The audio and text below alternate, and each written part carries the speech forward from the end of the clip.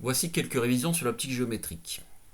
La lumière est une onde électromagnétique qu'on peut décomposer grâce à l'analyse de Fourier en ondes harmoniques de longueur d'onde lambda. On sait que lorsqu'une onde elle rencontre des obstacles dont la taille caractéristique est petit a, se produit le phénomène de diffraction. L'exemple le plus classique, c'est une onde lumineuse qui arrive sur un écran opaque dans lequel on a troué une petite ouverture circulaire de diamètre a. Donc cette onde de longueur d'onde lambda va diffracter, c'est-à-dire que on va retrouver l'énergie en sortie de notre pupille dans une zone de l'espace qui est caractérisée par un angle θ qui est de l'ordre de lambda sur a. Et donc si on veut diminuer la taille du trou pour essayer d'isoler un rayon lumineux, on n'y arrive pas parce qu'au contraire, l'énergie elle s'éparpille dans une zone de l'espace de dimension angulaire de plus en plus grande. Alors ça va pas du tout être pris en compte dans l'optique géométrique, qui est la limite. Lambda sur a tend vers 0. Effectivement, si lambda sur a tend vers 0, on pourrait négliger le phénomène de diffraction. On ne pourra donc pas expliquer à partir de l'optique géométrique les phénomènes de diffraction. Néanmoins, si on regarde ce qui se passe avant la pupille diffractante et après la pupille diffractante, on est dans un milieu homogène. Et dans un milieu homogène, donc comme il n'y a pas d'obstacle, la notion de rayon lumineux est parfaitement valable. Autre phénomène qu'on va oublier dans le cadre de l'optique géométrique, ça sera le phénomène d'interférence. Les interférences lumineuses, on sait que lorsque deux rayons arrivent en un point, il se peut, si on a cohérence de ces deux rayons, et qu'ils arrivent par exemple en opposition de phase, qu'on peut obtenir moins de lumière que s'il y avait un seul rayon. Alors ça, c'est pas pris en compte du tout. Et pour nous, plus de rayons lumineux signifie tout simplement plus de lumière dans le cadre de l'optique géométrique. Finalement, l'optique géométrique, c'est la partie de la lumière qui ne nécessite pas de faire appel à sa nature ondulatoire. Et ça sera bien vérifié si lambda est vraiment très très petit devant A. Néanmoins, les principaux résultats de l'optique géométrique viennent bien des équations d'onde et de l'interprétation de la lumière en termes d'ondes électromagnétiques. Par exemple, le retour inverse de la lumière peut être démontré à partir de l'équation d'onde, qui est réversible, et qui montre que si la lumière suit un certain chemin pour aller de A vers B dans un milieu, elle peut suivre le chemin inverse de B à A. Alors on note bien que si notre milieu est homogène, la lumière ira en ligne droite.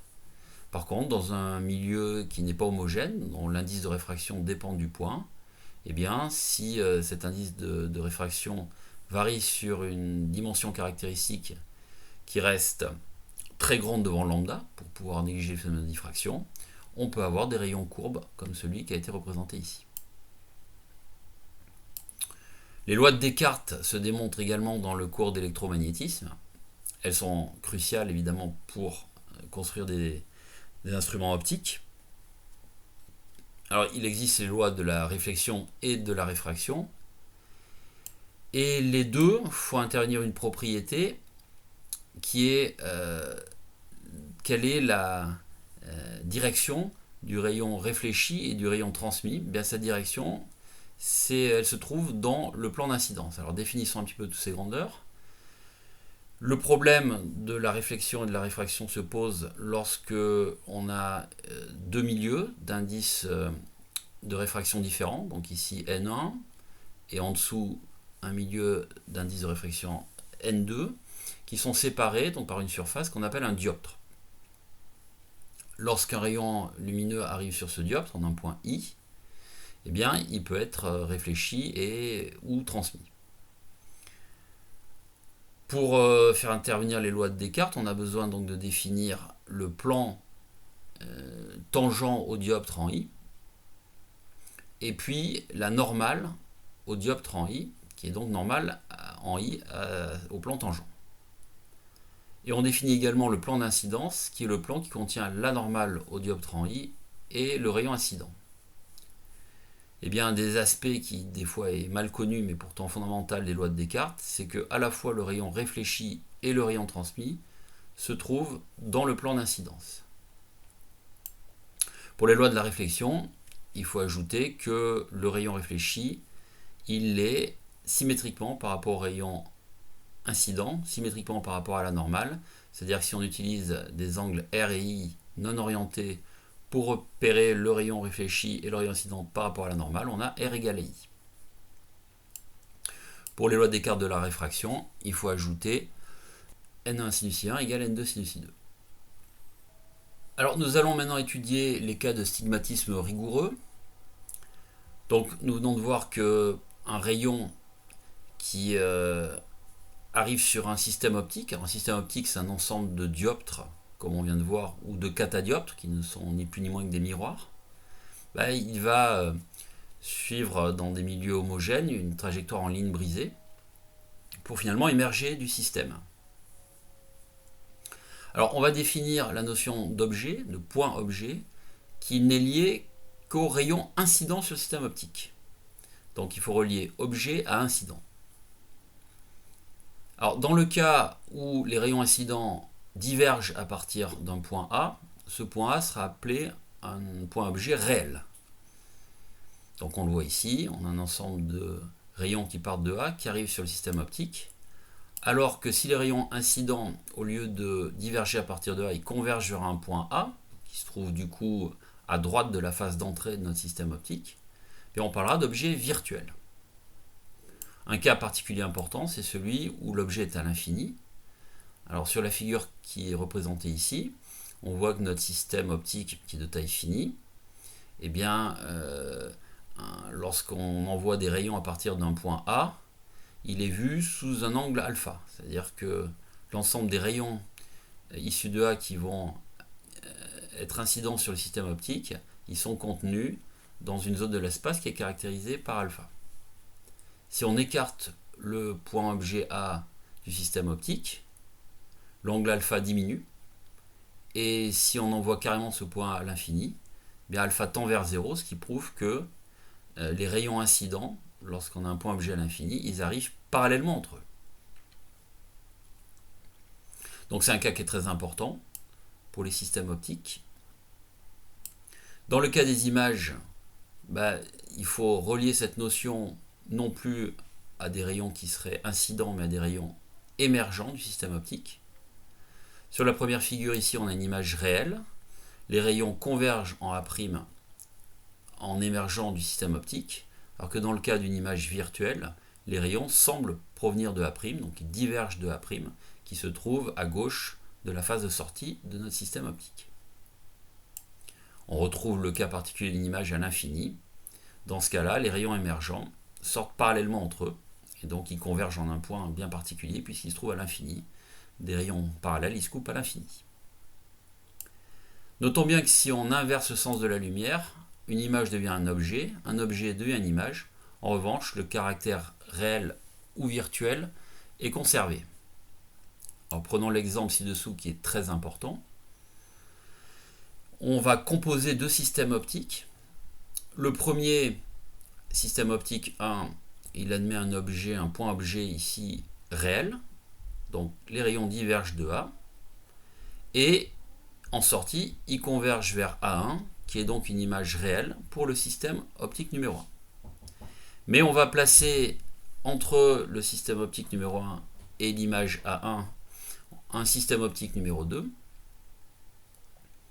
Et cette fois-ci, les rayons étant interceptés par le système optique numéro 2, ils ne vont pas arriver en A1. Et A1 est devenu un objet, mais cette fois-ci un objet virtuel, pour le système optique numéro 2. Dans l'exemple qu'on a représenté ici, les rayons qui émergent passent par un point A' qui serait une image réelle. Donc voilà en fait comment on crée un objet virtuel. Eh bien, c'est en intercalant un système optique sur le chemin de rayons qui allaient converger vers un point A1. Donc le point A1, c'est à la fois l'image réelle du système optique 1 et l'objet virtuel du système optique 2.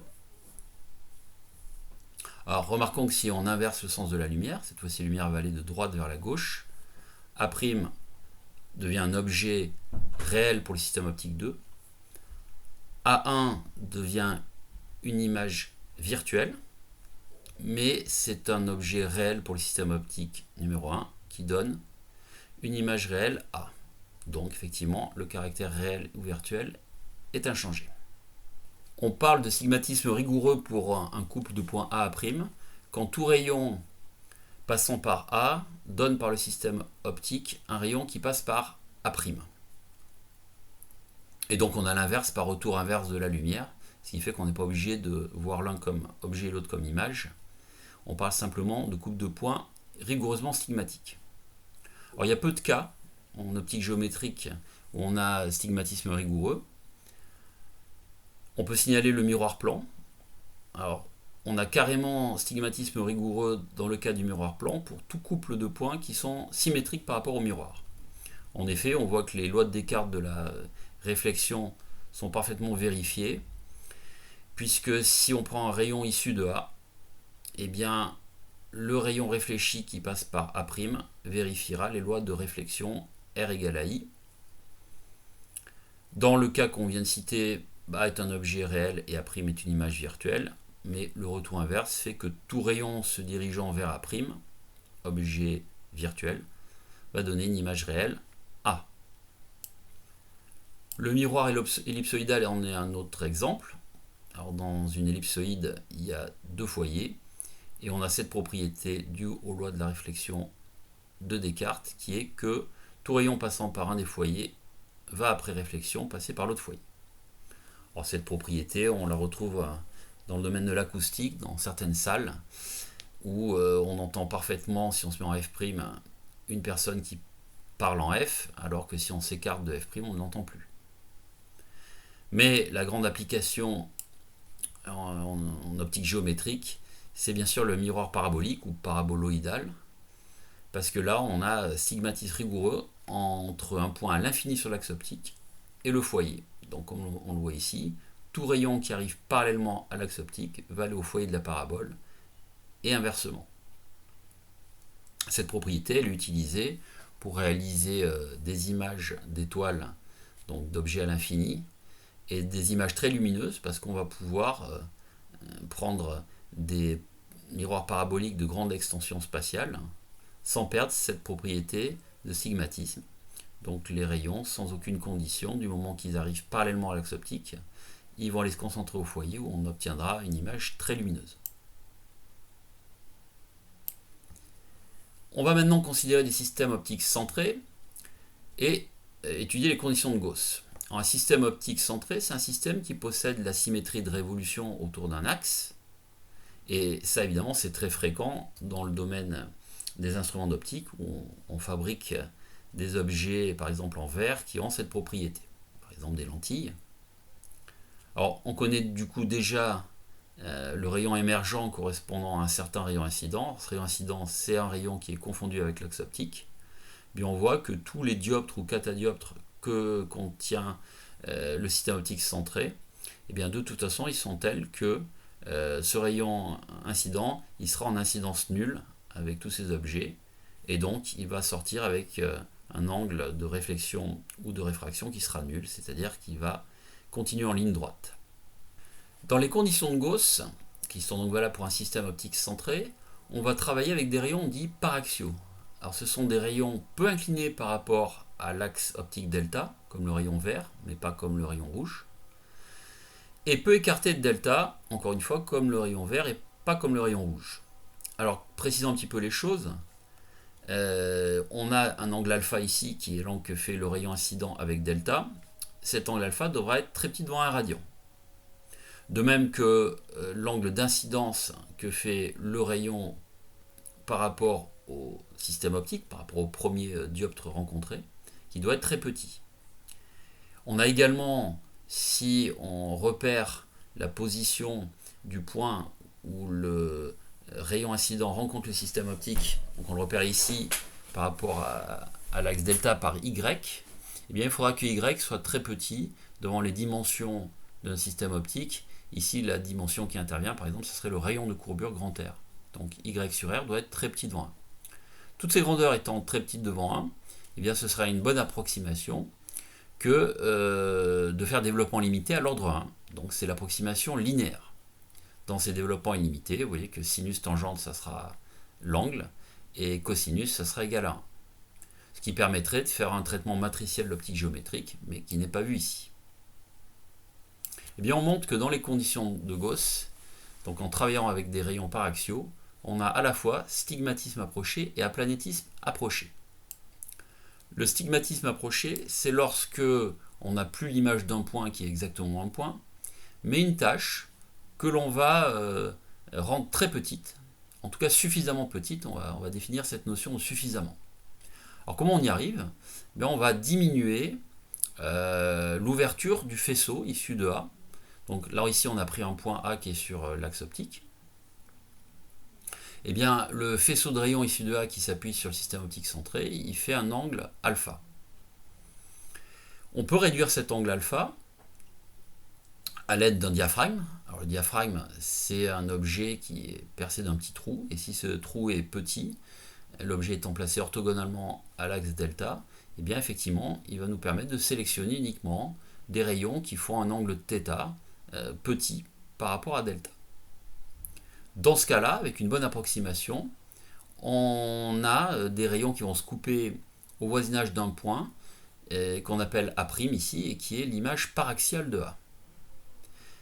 On peut montrer que les rayons qui vérifient pas les conditions de Gauss, c'est-à-dire des rayons trop écartés, qu'on appelle rayons marginaux comme le rouge ici, ils vont converger plus fortement vers l'axe optique et couper cet axe optique à une distance du système optique qui serait plus petite ici que la distance à A'.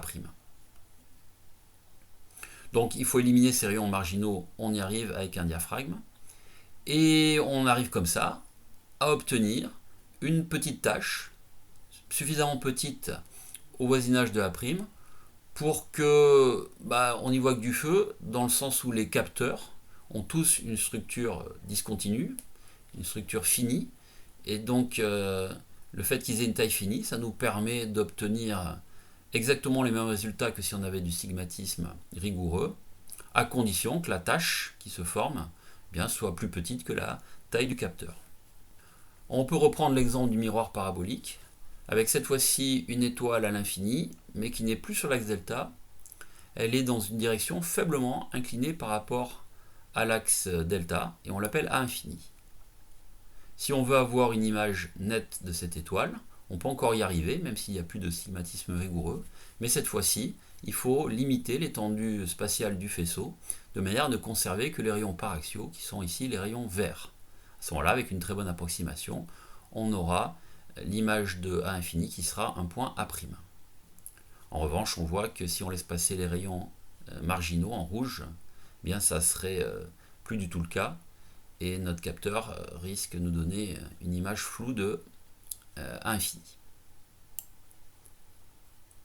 Dans les conditions de Gauss, on a également aplanétisme approché. Alors, cette notion est définie seulement pour les systèmes optiques centrés. Effectivement, c'est la notion qu'un plan de front doit donner, par aplanétisme approché, un autre plan de front. Alors qu'est-ce que ça veut dire? Ça veut dire que si on considère un petit objet AB qui est orthogonal à delta, eh bien A' étant le conjugué de A par stigmatisme approché, on voudrait bien que l'image de B, toujours par stigmatisme approché, ça soit un point B' qui se trouve dans le plan de front passant par A', c'est-à-dire qu'il soit tel que A'B' soit orthogonal à delta. Alors ça va marcher, à condition quand même que B soit suffisamment proche de A, donc quand on reste au voisinage de A, ça va marcher dans les conditions de Gauss. Alors c'est une condition très importante, parce qu'elle va permettre, par exemple sur une photo, qu'on voit net tous les points qui sont au voisinage d'un autre point et qui se trouvent dans le même plan de front. Comme ça, par exemple, si on regarde une photo de la face d'une personne, on aura toute la tête qui sera nette si cette condition est respectée. On peut remarquer qu'il existe des cas d'aplanétisme rigoureux, c'est un petit peu plus exotique, mais ça peut être important, par exemple dans le cas de la lentille, la première lentille d'un objectif de microscope, où là il est très important de ne pas avoir de limitation sur l'étendue du faisceau, parce que sinon on aurait trop peu de lumière. Alors effectivement, on parle d'aplanétisme rigoureux quand on a un couple de points A et A' qui sont rigoureusement stigmatiques, donc tous les rayons passant par A passent après traverser le système optique centré par A', et que on obtient pour les points B dans un plan de front au voisinage de A du stigmatisme approché, quelle que soit l'étendue du faisceau, et avec une image B' qui se trouve dans le plan de front passant par A'. On a des conséquences lorsqu'on travaille dans les conditions de Gauss pour un système optique centré, c'est qu'on va pouvoir définir les notions de grandissement et de foyer. Alors remarquons d'abord que dans les conditions de Gauss, le stigmatisme approché nous permet de dire que avec deux rayons issus d'un point A, on est capable de trouver l'image A' de A par tout le système optique centré, puisqu'après, tout autre rayon issu de A repassera par A'. Alors comme on est dans le cas d'un système optique centré, si le point A il est sur l'axe optique, on a déjà un rayon, c'est le rayon confondu avec delta, donc il nous suffira d'un seul autre rayon, comme le rayon rouge qui est ici. Et donc si on sait tracer la marche de ce rayon à travers le système optique centré, l'intersection du rayon émergent avec delta, ça sera A'. Donc ça c'est une conséquence du stigmatisme approché. D'autre part, conséquence de l'aplanétisme approché, on sait que tous les points B qui sont au voisinage de A et qui se trouvent dans un plan de front passant par A vont avoir leur image B' dans le plan de front passant par A'. Donc de tels plans de front sont appelés des plans conjugués. On pourra relier leurs abscisses, grandeur algébrique mesurée selon l'axe delta, on pourra les relier par une formule de conjugaison. Alors comme tout ça est algébrique, on va orienter. Alors on oriente les grandeurs longitudinales, c'est-à-dire selon delta. Par exemple ici, on a orienté delta de gauche vers la droite, le sens de la lumière, et ça correspond à ce signe plus là. Après, vu qu'on a un axe de symétrie de révolution, tous les plans contenant cet axe sont des plans équivalents, qu'on appelle des plans méridiens, et dans un tel plan méridien, on peut aussi orienter les dimensions transversales. Par exemple, la taille de l'objet AB ici, on pourra dire qu'elle est positive si AB est dirigé selon ce signe plus. Enfin, les angles aussi peuvent être orientés ici dans le sens trigonométrique. Alors une fois qu'on a orienté tout ça, on va regarder ce qui se passe si on multiplie la distance AB par lambda. Comme on a fait l'approximation linéaire de toutes les lois de Descartes qui vont intervenir, on sait que si AB est changé en lambda AB, alors A'B' va être changé en lambda A'B'. Donc, ce qui veut dire que si j'ai pris un point C maintenant qui est à une distance 2 fois plus grande que B de A, son image C' sera une distance 2 fois plus grande de A' que B'. Même chose pour les angles. Donc si on prend ce rayon incident, si on multiplie alpha par 2, l'angle qui va émerger du système optique centré, il fera un angle 2 fois plus grand que l'angle alpha'. Alors ça fait que le lambda disparaît lorsqu'on fait le rapport A'B' sur AB, ou alpha' sur alpha, ce qui permet de définir deux grandeurs, le rapport A'B' sur AB qui s'appelle le grandissement transversal, qui est donc algébrique. Il sera positif si l'image et l'objet sont dans le même sens, ou négatif, comme dans le cas de la figure, s'ils sont dans les sens opposés. On peut aussi définir le grandissement angulaire, qui est également algébrique, alors ça serait alpha' sur alpha, et là aussi, sur le cas de figure, il serait négatif. Ces deux grandeurs ne dépendent que de la position de A, comme on vient de le voir dans l'approximation linéaire. Évidemment, si les angles alpha ou la distance AB sont trop grands, alors on constate des écarts avec les conditions de Gauss, et ces écarts ils se traduisent par des aberrations géométriques. Nous allons maintenant définir la notion de foyer. Alors c'est tout simple. Un foyer objet, il sera sur l'axe delta et il est conjugué de l'infini. Inversement, un foyer image sera également sur delta et il est conjugué de l'infini, mais cette fois-ci l'infini objet. Alors attention, cette notation ne doit pas prêter à confusion, hein. Bien qu'on les note f et f', ils ne sont absolument pas conjugués l'un de l'autre, mais conjugués de l'infini. Alors représentons les rayons issus du foyer objet d'un système optique centré, donc f est sur delta, et tous les rayons issus de delta vont donc aller à l'infini. Alors on sait que l'image de f elle se trouve sur l'axe delta, donc en l'occurrence l'infini, ça correspond à des rayons qui vont émerger parallèlement entre eux et surtout parallèlement à l'axe delta. Donc f va donner, après traverser les systèmes optiques centrés, des rayons qui sortent parallèlement à l'axe optique delta et qui vont effectivement converger vers un point à l'infini sur delta.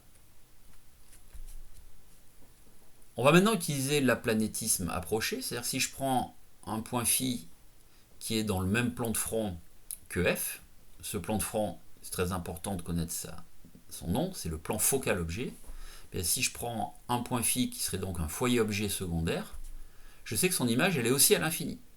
Par aplanétisme approché, elle est dans le même plan de front que l'image de f, donc elle se trouve à l'infini. Ce qui veut dire que tous les rayons issus de phi, eh bien, ils vont émerger du système parallèlement entre eux. Mais cette fois-ci, ils ne seront plus parallèles à l'axe delta, ils feront un angle, comme ici, alpha'.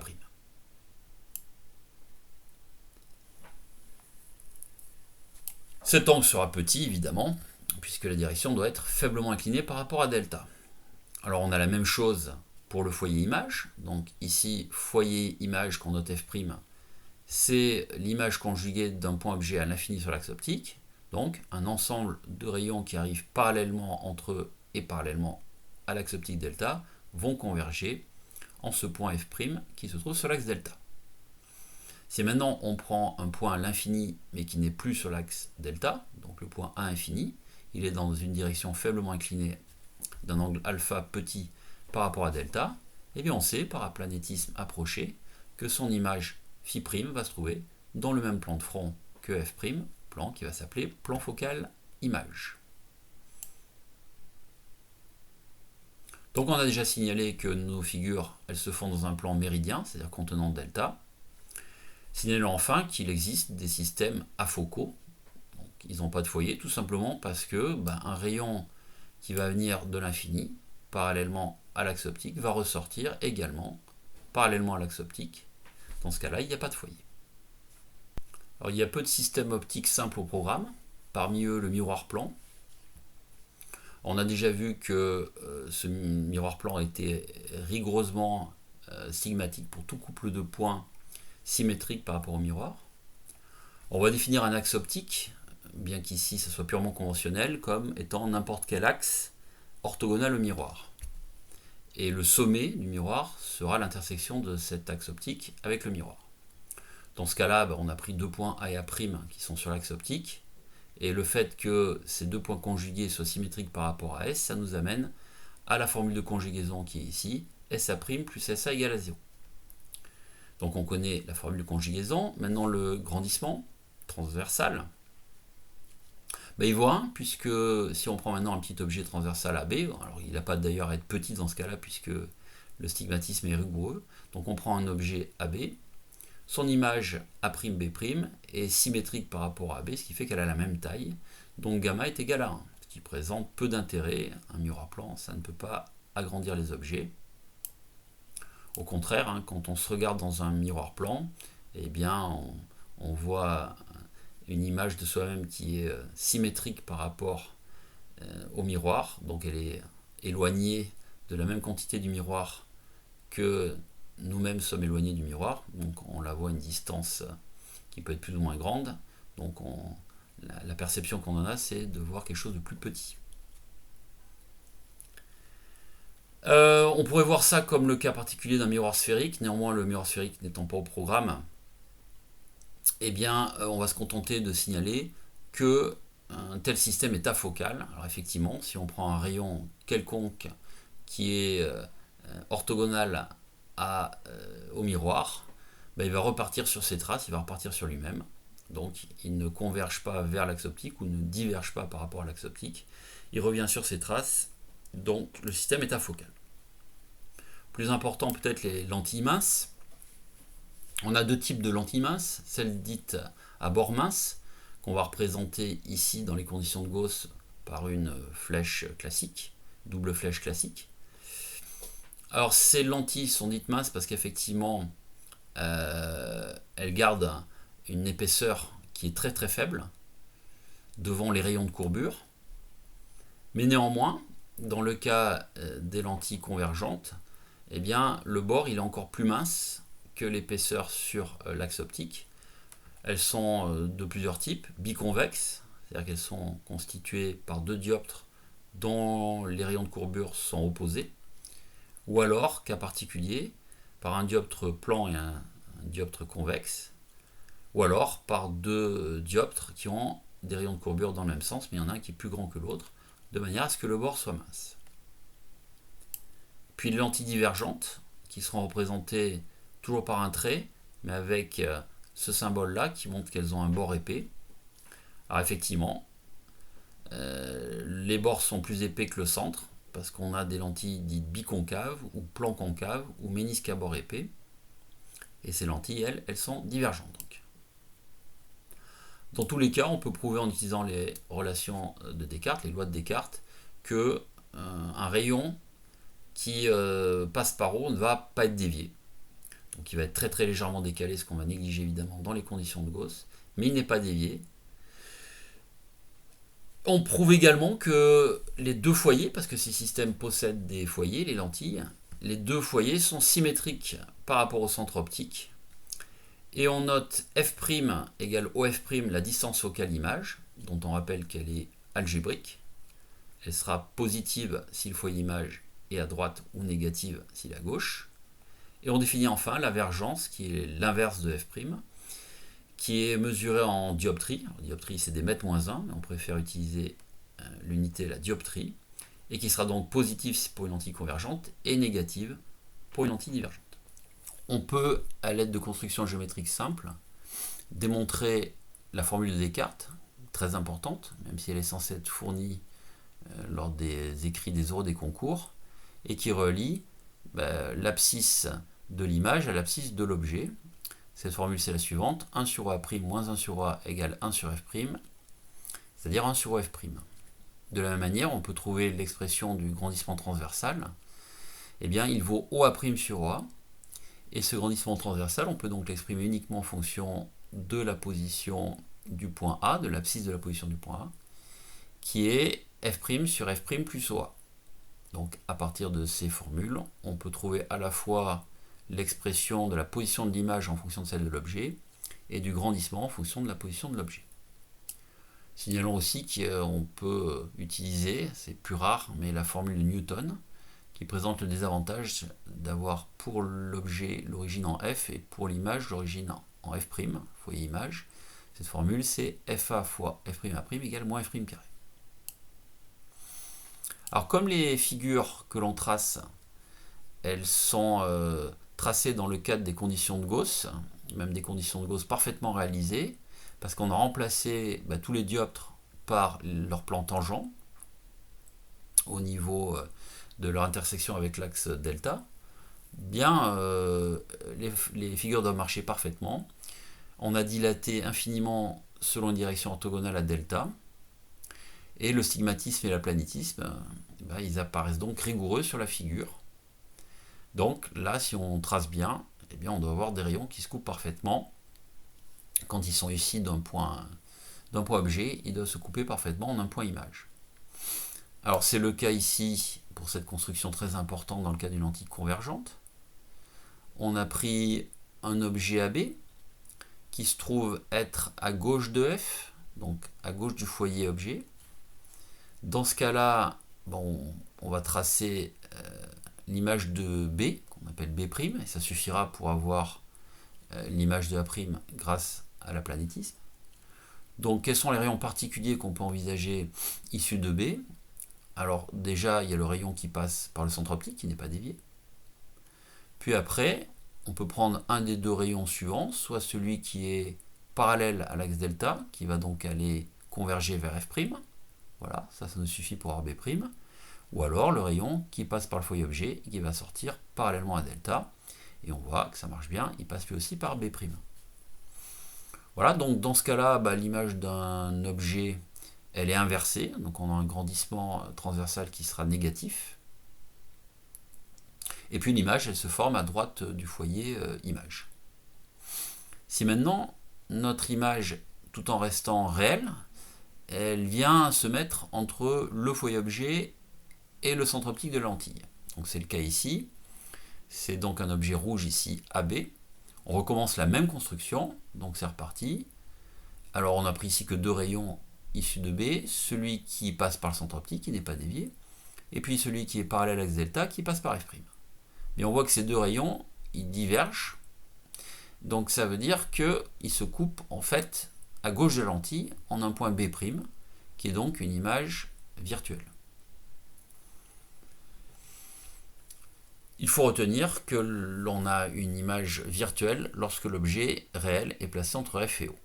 Alors on pourrait compléter cette étude en déplaçant maintenant l'objet à droite de la lentille, ça deviendrait un objet virtuel obtenu comme étant l'image réelle d'un autre système optique placé à gauche de la lentille. On ne le fera pas ici, on va juste signaler que la dernière position qu'on vient d'étudier ici, en rouge, ça correspond à la loupe, puisque on a un objet qui va donner une image qui sera non renversée, donc on parle d'image droite, donc c'est important lorsqu'on veut lire quelque chose que le texte ne soit pas inversé par exemple, et puis plus gros. Alors une position qui sera encore plus sympathique, ça serait de mettre l'objet carrément au foyer objet, parce que dans ce cas-là, l'image est rejetée à l'infini, et ça nous fait normalement pas fatiguer l'œil. On peut reprendre la même chose pour une lentille divergente. Alors cette fois-ci, l'objet AB, ce qui est important, c'est sa position par rapport au foyer, mais comme le foyer est à droite, dès que l'objet AB il est réel, de toute façon, il va se passer la même chose. Il ne se passe rien de particulier lorsque l'objet passe par le plan focal image, qui n'a rien à voir avec la notion d'objet. Donc regardons ce premier cas. AB est un objet réel donc, et de nouveau, pour reconnaître son image, on prend des rayons issus de B, qui ne sont pas quelconques, le rayon qui passe par O, qui n'est pas dévié, et le rayon qui se dirige vers le foyer objet. Et qu'est-ce qu'on sait? On sait que tout rayon se dirigeant vers le foyer objet va ressortir parallèlement à l'axe delta. L'intersection de ces deux rayons verts ici me donne la position de B', donc on sait tracer l'image A'B' de AB. On constate qu'elle est droite, qu'elle est ici plus petite que AB, et surtout qu'elle est droite. Et on n'a pas ici d'image réelle, c'est-à-dire qu'on ne pourrait pas aller projeter cette image sur un écran. Si on veut avoir une image réelle, il faut que notre objet maintenant soit virtuel et compris entre O et F. C'est le cas qu'on a représenté en rouge.